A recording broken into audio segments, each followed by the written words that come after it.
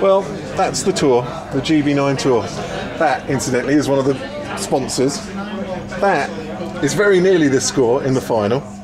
Imran Majid winning actually 11-10, but the scoreboards only go up to 10-10. Oops. I know, I tried it as well. Thanks for helping, they only got up to 10. That is the monstrous trophy. There you go. GB9 Yorkshire Cup winner. Hopefully you can see that. And this is the man who has won the tournament that features the world 9-ball champion. It features the cream of UK snooker, Tony Drago and other legends that have played on the snooker tour. I think he's silhouetted Imran, but he's played against Moscone Cup winners in this event, the world 9-ball champion, Daryl Peach, the cream of English 8-ball players, the cream of English 9-ball players. A lot of people say 9-ball's about luck, but here's a man who's just won it again and again and again, 4 times, back to back, 128 player field.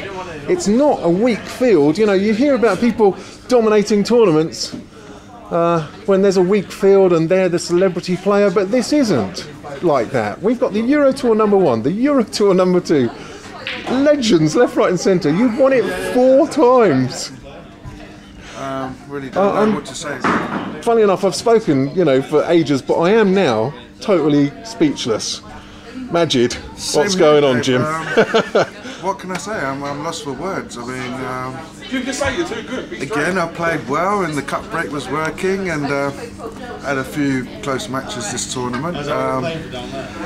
The final was one of the best comebacks I've done. Actually, I was 10-5 down, and Scott Higgins was playing awesome, you know, and I managed to. I was just trying to make the scoreline a bit more respectful. I was sort of kind of giving up because of 10-5 down, and then you know you're bogged down, you're down in the dumps. You just want to get a couple of racks, make it more respectful, and then I just froze him out. He wasn't getting a shot on his break. He wasn't using the cup break, which gave me an advantage towards the end, and he wasn't getting a shot. And there was a safety battle towards the beginning of every rack when he broke, and yeah, I tied him in knots towards the end of the match, and it has to be said, it's the most thrilling final we've had. You've actually had a Hill final before, but come back from 10-5 down, you were. Yeah, 10-5 down, alternate break. I'm still a bit confused. With the alternate break, you wouldn't expect it to be possible, would you? No, not really. With really tapped equipment, Z9 cloth, tapped balls, brand new Aramith Super Pro Cup balls. I mean, with those sort of conditions, really alternate break. It's becoming a habit. I really feel like Roger Federer or someone on this tour. I really do. I do. I just feel unbeatable. You're the Schumacher of UK 9-ball, which is, you know, the cream of European 9-ball now, really, isn't it? Yeah, I mean, it shouldn't be possible, man. It shouldn't. There were points there where the complete game you'd lost it completely. There were absolute points where you rolled your eyes, you sat back in your chair, and you went, "Well, that's it. That's the game over for me." But you got a chance and you took it, and then you got another chance and you took it. But there were also times when Scott thought he'd lost it as well. I think, you know, people have got to watch the final video. I mean, he's only missed one ball, and that was towards the end, but it was at a crucial moment. Apart from that, I don't think we missed the ball between us, and we played some really good stuff, some good safety. Scott played awesome in the beginning, really didn't deserve to lose, really. But I just dug in, and it just goes to show if you dig in and keep at it, you can win from any margin, from any deficit, you know.